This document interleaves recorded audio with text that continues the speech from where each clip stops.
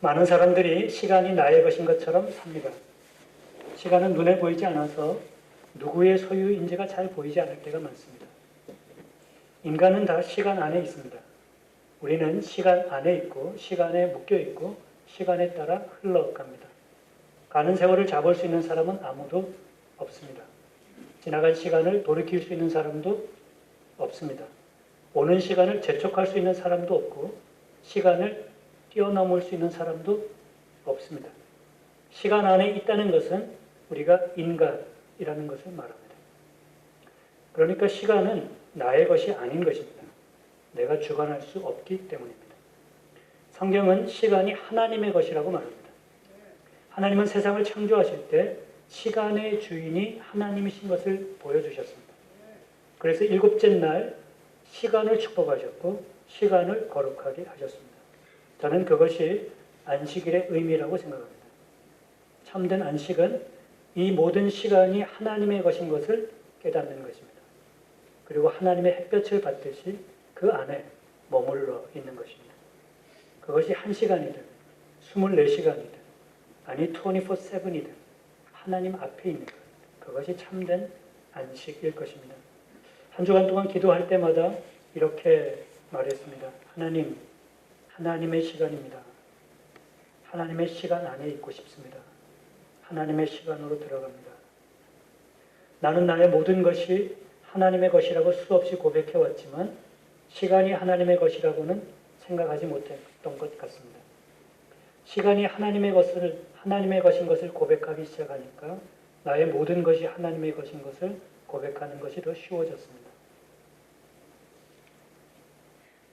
하나님께서 하나님의 것을 의도적으로 나누어 주셨는데 시간도 하나님의 것입니다. 나에게 주어진 시간은 하나님께서 주신 선물입니다.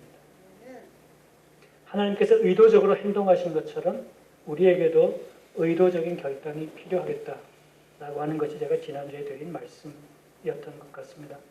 나는 하나님의 시간 안에서 내 시간이 아닌데 무엇을 얼마나 의도적으로 하나님께 이 시간을 드리고 있는가. 의도하지 않으면 지나갑니다. 의도하지 않으면 흘러갑니다. 하나님께서 하나님의 생명을 나누신 데에는 분명한 뜻, 의도가 있으셨습니다. 인간은 하나님께서 흙으로 빚으셨다고. 이 흙으로 빚으셨다라고 하는 말은 토기장이가 토기를 빚듯이 굉장한 기술 아니에요? 굉장한 힘도 들어가고 굉장한 생각도 들어갑니다. 뿐만 아니라 거기에 하나님의 생기를 주셨습니다. 그러니까 우리는 그냥 있는 사람들이 아니고 하나님의 뜻, 하나님의 기술, 하나님의 마음, 그리고 하나님의 생기. 다른 어떤 것에도 하지 않은 것을 하나님께서는 우리에게 해주셨습니다. 흡사 인간에게 신의 무엇인가를 주시는 것처럼, 신의 무엇인가를 부탁하시는 것처럼, 신의 무엇인가를 맡기시는 것처럼, 아니나 다를까 하나님은 인간에게 하나님의 생명을 나누어 주시면서 두 가지를 부탁하십니다. 오늘 말씀 15절이 저는 그것을 말하고 있다고 생각합니다. 다 같이 한번 읽겠습니다. 시작. 하나님이 그 말 사람을 이끌어 에덴 동산에 두어 그것을 농장하게 하시고. 조금 더 크게 읽어도 될 것 같습니다. 다시 한번 시작. 여호와 하나님이 그 사람을 이끌어 에덴 동산에 두어 그것을 경작하며 지키게 하시고. 하나님께서 인간을 만드시고 하나님의 것을 나누어 주시면서 부탁하신 것 두 가지가 있는 것 같습니다. 하나는 경작하는 것이고 하나는 지키는 것입니다. 경작과 지킴. 하나님께서 사람을 어디에 두셨습니까? 에덴 동산에 두시고 무엇하라고 하셨습니까? 경작하고 지키라고 하셨습니다. 여러분 생각해 보십시오. 에덴이 어떤 곳입니까? 하나님께서 베풀어 주신 동산, 지으신 동산. 우리가 흔히 생각하는 낙원입니다. 우리는 에덴 동산에 부족함이 없다, 모든 것이 있다라고 생각합니다. 완벽한 동산. 하나님께서 지으신 에덴 동산에 대해 창세기 2장 9절은 이렇게 적고 있습니다. 다 같이 시작. 여호와 하나님이 그 땅에서 보기에 아름답고 먹기에 좋은 나무가 나게 하시니 동산 가운데에는 생명나무와 선악을 알게 하는 나무도 있더라. 거기에는 모든 것이 있었다. 그런 내용이겠죠. 너무 아름다웠다. 너무 풍성했다. 그리고 그곳에서 4개의 강이 근원이 되어 흘렀다. 강의 이름은 비손, 기혼, hit데겔, 유브라데입니다. 이 강들이 어디에서 있는 무슨 강인지 찾으려는 사람들이 많이 있었지만 찾은 사람은 없습니다. 성서학자들, 제가 좋아하는 성서학자는 비손은 나일 강이고 기혼은 예루살렘에 있는 셈이고 hit데겔은 티그리스 강이고 유브라데는 유프레이데스, 유브라데 강이다라고 주장하는 성서학자도 있습니다. 이것을 찾아보려는 수많은 노력이 있었지만 다 허사였어요. 저는 장소보다 의미가 더 중요하다고 생각합니다. 중동에서 강은 생명입니다. 중동에서 물은 생명입니다. 중동에 가보신 분들은 아마 아실 거예요. 그러니까 에덴은 이 땅의 모든 풍요로움의 근원이 되는 장소였다. 생명의 근원이 되는 장소였다라는 뜻입니다. 그런데 놀라운 것은 하나님께서 사람을 에덴 동산에 두시고 경작과 지킴을 부탁하셨다는 것입니다. 말이 안 되죠. 아무것도 부족한 것이 없는데 뭘 경작하란 말입니까? 모든 것이 다 있는데 무엇을 지키란 말입니까? 우리는 여기서 한 가지 중요한 사실을 주목해야 합니다. 에덴, 하나님의 나라, 하나님의 동산은 인간에 의해서 경작되고 인간에 의해서 지켜지는 곳이었습니다. 다른 말로 하면 하나님께서 인간에게 맡겨두신 부분이 있다는 것입니다. 낙원이라고 해서 우리가 놀고 먹는 곳이 아닙니다. 낙원 그러면 그냥 놀고 먹으면 좋겠죠. 이 말을 듣고 나면 이런 생각이 들어요. 아, 진정한 낙원은 내가 할 수 있는 일을 할 수 있는 곳이구나. 내가 해야 할 일을 할 수 있는 곳이구나. 그런 생각이 들어요. 창조 세계 안에는 하나님께서 우리에게 맡겨놓으신 부분이 있습니다. 우리가 경작하고 지켜야 하는 부분이 있는 것입니다. 이것을 창조 세계 안의 가능성 혹은 잠재력, 포텐셜이라고 학자들은 말하기도 합니다. 하나님은 여러분과 저를 통해서 이 창조 세계가 그 가능성을 이루어가도록 경작하고 지키도록 부탁하신 것입니다. 너무 감격적이죠? 하나님께서 나를 통해 하나님의 창조 세계의 아름다움을 이루어가시고 그 풍성함을 지켜가신다. 가슴 벅찬 일 아닙니까? 그러니까 우리에게 어떤 능력이 있다면, 나에게 어떤 힘이 있다면, 나에게 그 무엇이 주어져 있다면 그 이유는 이것을 사용해서 하나님의 세상을 아름답게 그리고 풍성하게 하라는 뜻인 것 같습니다. 그래서 하나님은 인간을 축복하셨습니다. 창세기 1장 28절 언제 읽었는지 모르지만 같이 읽었는데 제가 읽어드릴게요. 하나님이 그들에게 복을 주시며 하나님이 그들에게 이르시되 생육하고 번성하여 땅에 충만하라. 땅을 정복하라.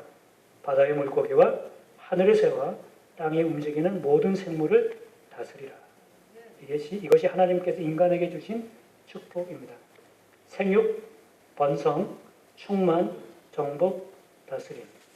하나님은 하나님의 형상을 인간에게 주시고 하나님의 것을 나누어 주셨는데 하나님의 일도 나누어 주십니다. 왜 그랬을까요?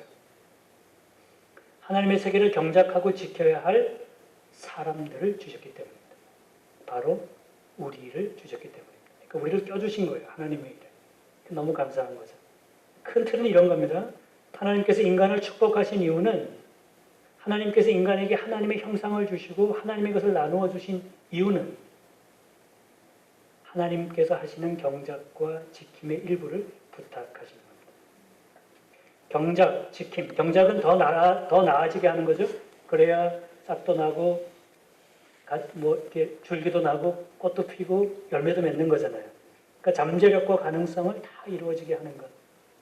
지킴은 이룬 것을 잃지 않도록 돌보는 것을 말합니다. 흔들리지 않게, 무너지지 않게, 부서지지 않게. 인간은 더 나은 것이 되게 하고 이루어진 것이 무너지지 않도록 잘 돌보아야 할 의무가 있다. 이 하나님의 마음이 구절에 묻어있지 않을까 저는 생각합니다. 2장 9절이 이렇게 적고 있습니다.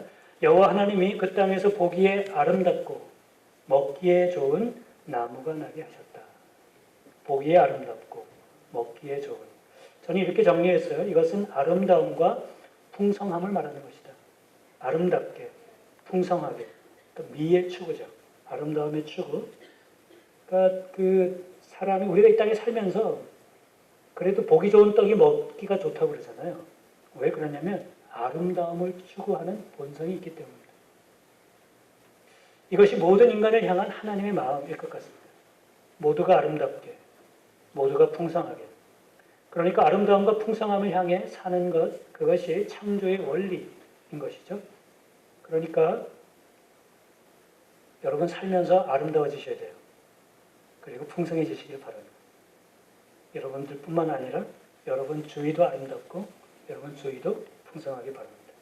하나님의 마음은 이런 것 같습니다. 사랑하는 사람아, 너에게 이 세상을 맡겨. 너를 통해 이 세상이 더 아름다워지고 더 풍성하게 되기를 나는 꿈꾸고 있어. 나는 너를 위해 쉬지 않고 기도할 테다. 할 것이란다. 무엇을 하든지 어디에 있든지 너는 세상을 아름답게 하고 더 풍성하게 해주길 바라요. 이게 우리가 인생을 살아가야 하는 의미가 아닐까 생각합니다. 예수님은 하나님 아버지의 마음을 그대로 보여주셨습니다. 예수님께서 보리떡 5개와 물고기 2마리로 5,000명을 먹이시고 12바구니를 남긴 적이 있습니다. 생각나시죠? 네. 이것은 무엇이 아름다운 것인지, 무엇이 풍성한 것인지를 그대로 보여주는 것 같습니다. 예수님은 왜 혼자 그 아이가 가지고 온 도시락을 다 드시지 않으셨을까? 왜 제자들에게 망보라고 하시고 바위 뒤에 혼자 숨어서 그 도시락으로 자신의 배를 채우지 않으셨을까? 그것이 하나님께서 원하시는 아름다움과 풍성함의 모습이 아니기 때문에. 신앙은 내 배를 채우는 수준이 아닙니다. 어떤 분이 이 본문으로 설교한 적이 있으신데 제가 어릴 때 들었는데 아직도 안 잊혀져요. 5,000명을 먹이는 사람이 있고 5,000명분을 자기 입에 털어넣는 사람이 있다. 무엇이 아름다운 것이고 무엇이 풍성한 것입니까? 우리는 내가 성공해서 내가 많은 것을 가져서 내 입에 5,000명분을 털어넣으면 그것이 성공했다고 생각하지만 신앙은 그것이 아니라는 것입니다. 신앙적인 아름다움과 풍성함은 그것이 아니라는 것입니다. 신앙은 먹이는 데에 있는 거죠. 성도님 한 분이 자기의 꿈을 이야기한 적이 있습니다. 그 전에 있을 때, 그 전 교회에서.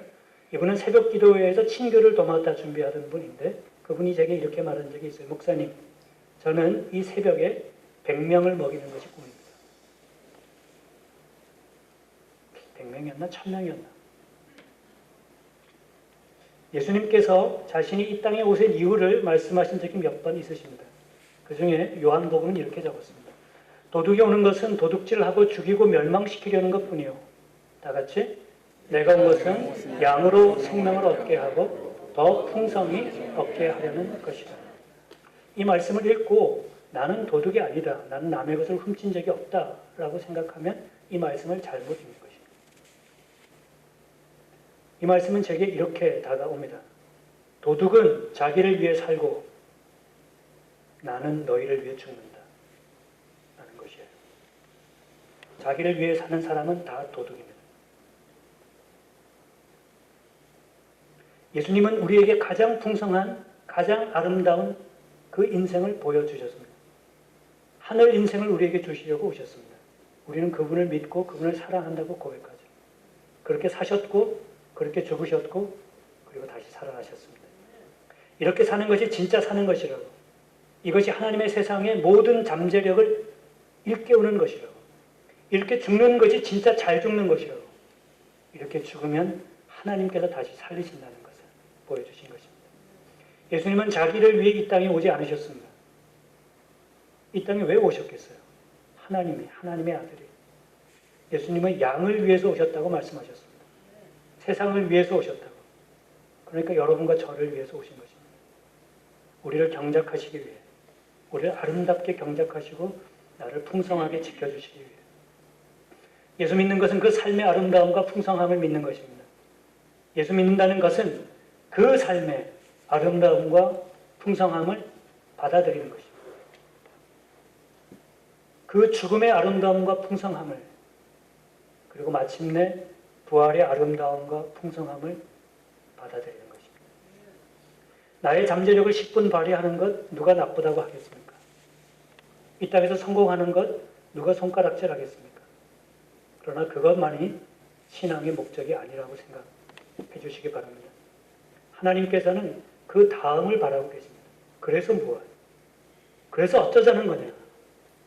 그렇게 내가 시간도 주고, 그렇게 내가 건강도 주고, 그렇게 내가 교회도 주고, 그렇게 사람도 주고, 일할 곳도 주고, 모든 것을 내가 주었는데, 그 다음은 무엇이냐? 묻고 계신 것입니다. 마이다스 손 아시죠? 손 대는 것마다 뭐가 되었다? 마이다스의 손 모르세요? 손 대는 것마다? 당황스러운데? 마이다스의 손은 손 대는 것마다 금이 되었다. 그래서 어떤 사람은 금융계의 마이다스 손 대는 것마다 대박이다. 이런 사람이 있잖아요. 우리는 이 이야기를 들으면서 흥분합니다.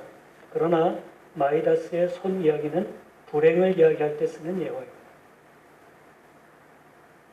하나님은 우리가 마이다스의 손이 되는 것이 아니라 우리가 손대는 것이 아름다워지기를, 풍성해지기를 원하십니다. 파괴하는 손이 아니라 치유하는 손이 되고, 부수는 손이 아니라 다시 쌓는 손이 되고, 싸우는 손이 아니라 끌어안는 손이 되고, 때리는 손이 아니라 감싸는 손이 되고, 싸늘한 손이 아니라 따뜻한 손이 되고, 저는 그것이 아름다움과 풍성함을 경작하고 지키는 하나님의 부탁이라고 생각합니다. 하나님의 사람은 하나님의 세계를 아름답게 합니다. 하나님의 사람은 하나님의 세계를 풍성하게 합니다. 그러면 아침에 이 질문이 남을 것 같아요. 나는 어떤 손인가? 나는 무엇하는 사람인가? 나는 아름답게 하는 사람인가? 파괴하는 사람인가? 풍성하게 하는 사람인가? 말라 비틀어지게 하는 사람인가?